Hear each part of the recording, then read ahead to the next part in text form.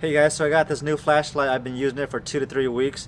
I wanted to do a quick review for you. This is the Thrunite TN12 everyday carry flashlight. I've taken this to 100-degree weather in Vegas, frozen conditions. I've done a lot of durability tests, water tests, and I want to show you guys how this holds up. So what kind of light is this really? I mean, this is a portable and practical EDC LED flashlight.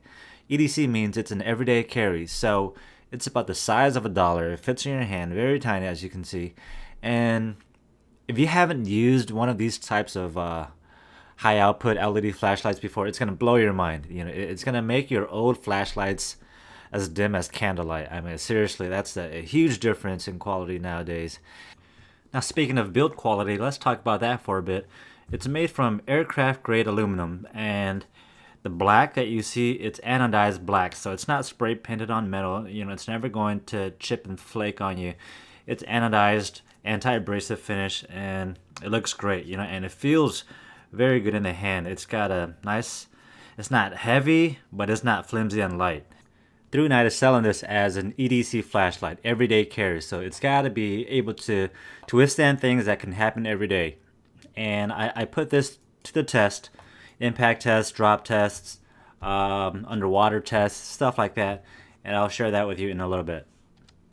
So let's talk about specs real quick. I want to get all the numbers, all the technical things out of the way so that we can talk about the practicality of this flashlight for its everyday carry type of usage, okay? The TN12 uses lithium batteries. You can use the 18650 size rechargeable batteries, or you can use two CR123A batteries. If you want to make the most out of this light, I would recommend the 18650 sized batteries. This light has a Cree XPL V6 LED, which goes all the way up to 1100 lumens. That's 1100 lumens, which is super bright. Now let's talk about the light output of this light. It starts off at Firefly mode, which is 0.4 lumens, and this will last for 74 days. Now having this Firefly mode at just half a lumen is a great feature, because many flashlights will have their lowest setting just a little too high. It's just not low enough. By having it at half a lumen allows you to read comfortably at night without too much eye strain. And then there's the low mode, which is 18 lumens. This will last for 5.5 days. Then there's medium, which is 175 lumens, lasts for about 12 hours.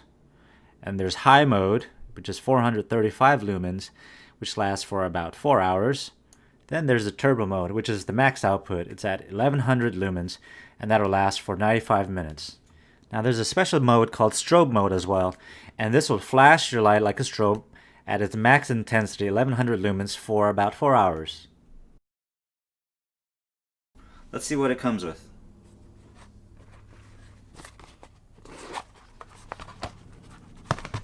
Alright, it comes in, alright, nice sleeved bag. Let me put that to the side. Foam to the side. Manual. Case. Lanyard. Some spare O-rings and a clip.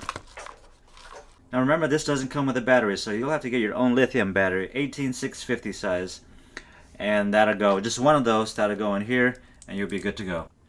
Now, as I mentioned before, the build quality is fantastic. It's got that aircraft grade aluminum, anodized aluminum body. Feels great. It's got some texture on the sides to make it a little more grippy. The button's got a great feedback to it. Both buttons, the power button and the mode button, has awesome feedback, so it feels like a very well made product. When you take this outside, you have the option of the lanyard, the pouch, or the belt clip. Personally, I like the belt clip. It feels secure enough to where I don't have to worry about it. Of course, if this is not for you, it's so compact, it fits perfectly in a small little handbag or purse as well.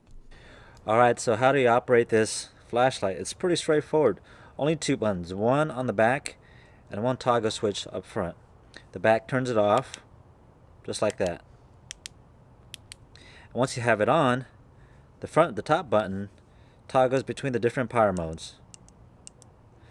1, 2, 3, 4, 5. 5 is the brightest. That's the 1,000 lumens. And with 1,000 lumens, I can actually feel the warmth of the beam on my hand. And then it toggles right back on. Now there is a memory function. So if you turn off the light and turn it back on, it'll go back to the last power state that was on. There's also another feature, because this is an everyday carry. There's a strobe feature where if you hold this button for 2 seconds, then it turns into the strobe. And the strobe automatically goes to the strongest power.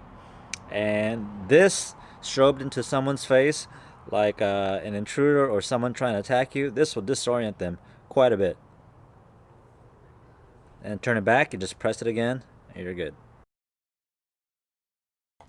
So how did I go about testing this? Well, I took it Pokemon hunting.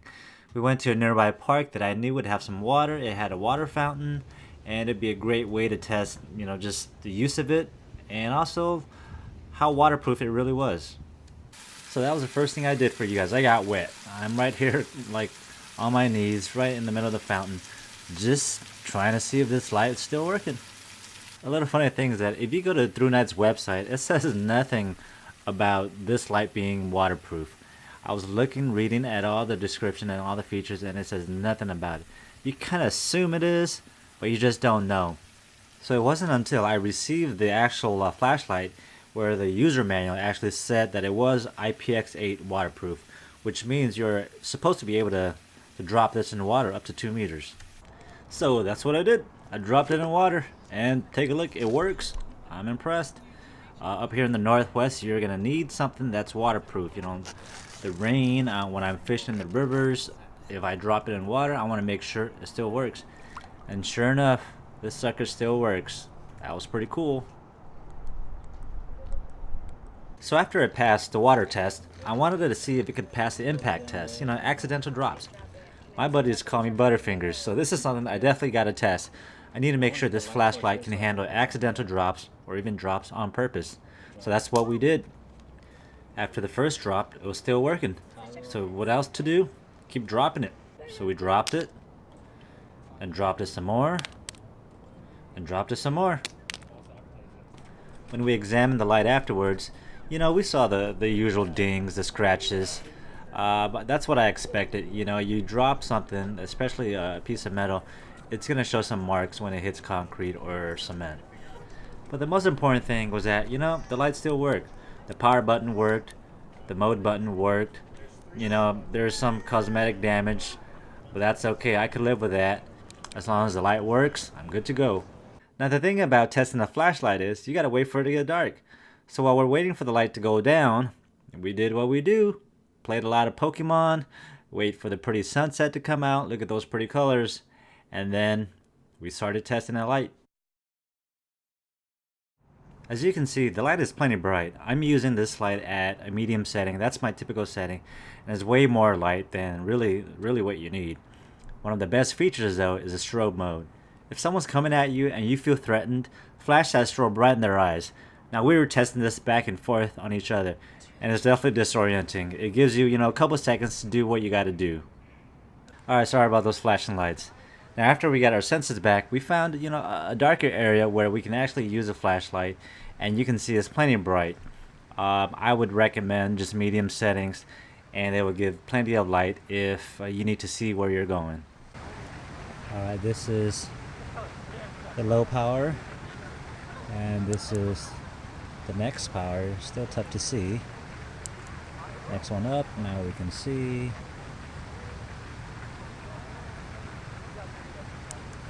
Next power up.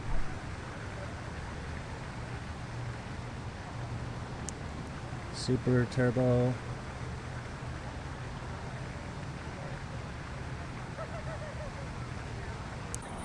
Another useful feature of this light is safety. If you find yourself at a crosswalk, busy intersection, just a busy street, and you're crossing and you want to make yourself a little more visible, just use the light, flash it on the ground, put it on strobe mode, do what you got to do to make yourself more visible and safe. Alright guys, I've got the Thrunite flashlight right here.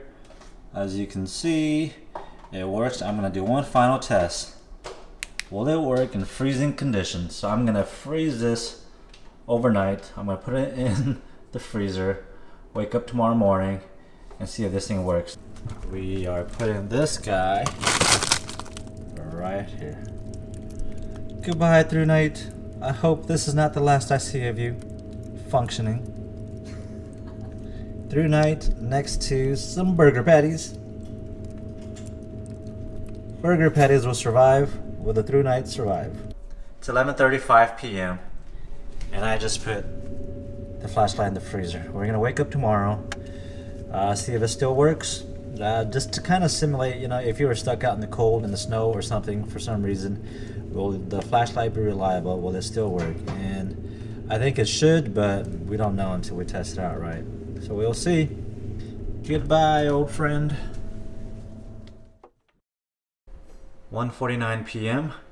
and we're gonna check on the flashlight in the freezer.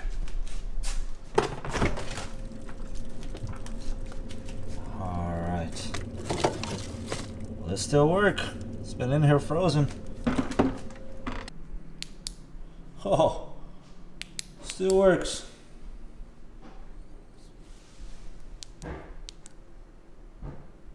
Crazy. That was too cold to touch. Yeah, too cold to touch, but it works. You can see the frosting starting to frost up.